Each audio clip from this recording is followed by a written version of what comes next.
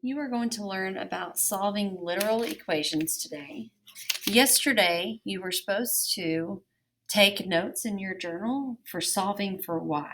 So the regular class is on page 20, 8th grade Algebra 1, wrote it on page 19. So if you have not done that, make sure that you complete that after this video.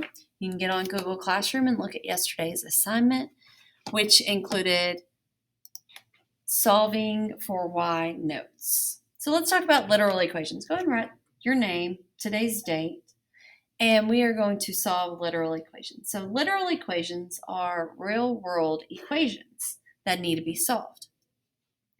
So any equation that contains more than one variable can be solved for any of the variables. Solving for a variable means to isolate that variable on one side of the equal sign.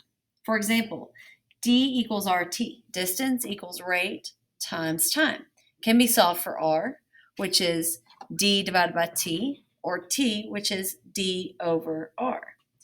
Remember back in science class, we have the triangle. That was distance, rate, and time. So distance equals rate times time, or rate equals distance divided by time, or time equals distance divided by rate. So this is an equation that can be solved for any one of the variables. Depending on what information is given, you can solve for one of the other variables. Solving for a particular variable is helpful in math and science because that variable might represent the information that is needed. Solving literal equations is just like solving regular equations. Variables can be moved from one side to the other, just like numbers are moved. The only difference is that since numbers aren't being used, there will be little to no simplification. So let's do step 1. Compare the steps to solve the two equations. So we are going to solve for x. So see how it says what we're solving for? I'm going to use a highlighter. If you want to use a highlighter, there should be some in your materials box. I'm going to highlight what we're solving for. And so that's what I want to isolate. I'm going to draw my line down my equal sign. And so I have 2x equals 8. So this is multiply. That's the only operation on that side. So to undo multiply, I divide. 2 divided by 2 is 1, leaving us with x equals 4. So we go ahead and put a box around our solution of x equals 4. We can sub that in to know 2 times 4 equals 8. So that is correct. So we're able to check that. Let's look at the next one. It says solve for h. Okay, so h is what we're solving for. We only have variables on this. So this is multiplication. So the opposite of multiplication is division. So we're going to divide by b. The b's canceled equal 1. We have h equals v over b. And make sure if it's an uppercase, you leave it as uppercase. So this is the formula for volume. Volume equals the area of the base times the height. We're able to solve for the height. So height is found by taking the volume and dividing by the base. We leave our answer just like that. I'm going to rewrite it. That is our solution. We leave it just like that. Let's go to example 2. Compare these. So we have x over 3 equals 5. So to get rid of the fraction, we multiply by its common denominator, which in this case is just 3. So multiply times 3. 3 over 3 gives us 1, leaving us x equals 5 times 3 is 15. If we were to plug this in to check our work, we would see 15 divided by 3 is 3. So it checks out. We put a box around it, put a little check mark. Did you notice how we couldn't check that other problem? There's nothing to substitute in. I would substitute in h here, but then I'm not actually checking to make sure it equals a certain number. So I really can't even check my work on those. Let's look at the next one. Solve for f. I forgot to do my x. So see how the variable's on top? Well, the variable we're solving for anyway is on top. So it's the variable we're solving for divided by a. So to get rid of the divide by a, we're going to multiply both sides by a. A over a equals 1, so we're left with just F equals ma. So that means force equals mass times acceleration. So F equals ma. M times a. You want to put a little dot there, if you want to put parentheses around it, or if you just want to leave them right next to each other. Okay, let's go to the next one. Solve for b. So see how these are all being multiplied together? So half times b times h. So that means I need to divide by all of these numbers. But really, I want to get rid of this half first. So I'm going to multiply by 2 on both sides. So that's 2a equals b times h. And I still want to find out what b is. So the h needs to go away. This is multiplied, so I'm going to divide by h. So it says 2a over h equals b. I'm going to rewrite it with the variable first, so just flip them around.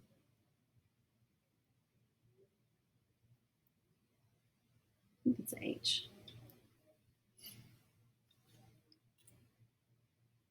This is area of the triangle formula. So say you want to find out what the base is, you know the area and height, you plug in the formula, the area and the height, and find what the base is. Solve for h on the next one. A equals BH.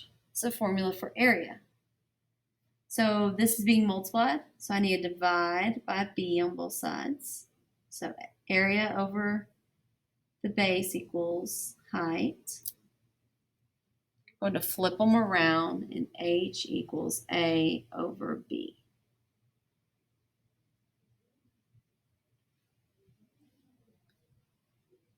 Okay, the last example, solve for w. Okay, I can't do anything with the 2w yet because I need to move this to the other side. So subtract 2, that's an L. So I'm going to do a cursive L. 2L. On the left side, I cannot combine a P and an L, so I'm going to just write it just as it appears. P minus 2L equals, those are able to zero out 2W. I need to get W by itself still, so this is multiply. So I'm going to divide by 2. Remember, whenever you divide everything by 2. So there are actually 2 ways to write this one. I could have left as P minus 2L over 2 equals the W. See how it would just be over one of the 2's? Or I could simplify and it'd be P over 2 minus 2 over 2 cancels, L equals W. Both of these answers are the same. The only thing that's simplified is on that second term, the 2's could cancel, but the 2's do not cancel with the P. Or this. Both answers are correct.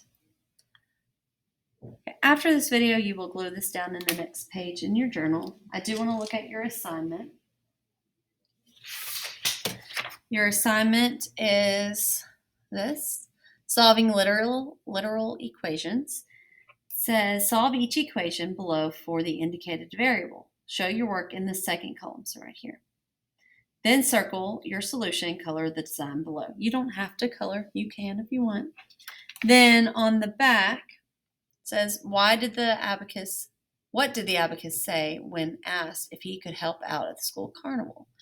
So what we're supposed to do is solve each equation for y. So remember yesterday's lesson, you're solving for y. I do want to look at a few of these with you. Let's see. Let's do this one. number 6. So we need to solve for y, so I'm going to highlight y, or you can circle it. So the first thing to do is to get rid of this minus 6. So I'm going to plus 6 to both sides.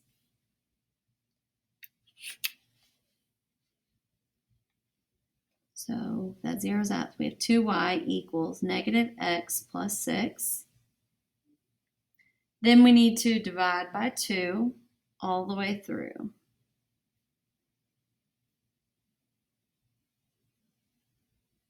So that cancels and we're left with y equals, what is the number in front of that? X.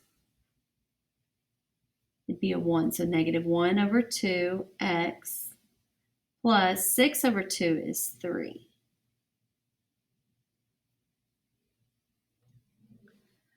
So remember, I want it in that mx plus b form where you have the number times x plus or minus a certain number.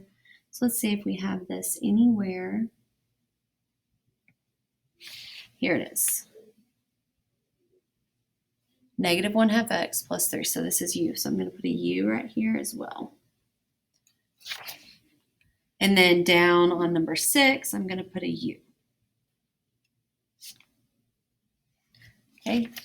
You are going to complete front and back of this. Whatever you don't finish will be homework. Also, make sure that your scavenger hunt is done from yesterday so that you can have that turned in today. So if you need to work on that prior to working on this assignment, you can, but do so quietly. You can still work with your partner, just do not get loud.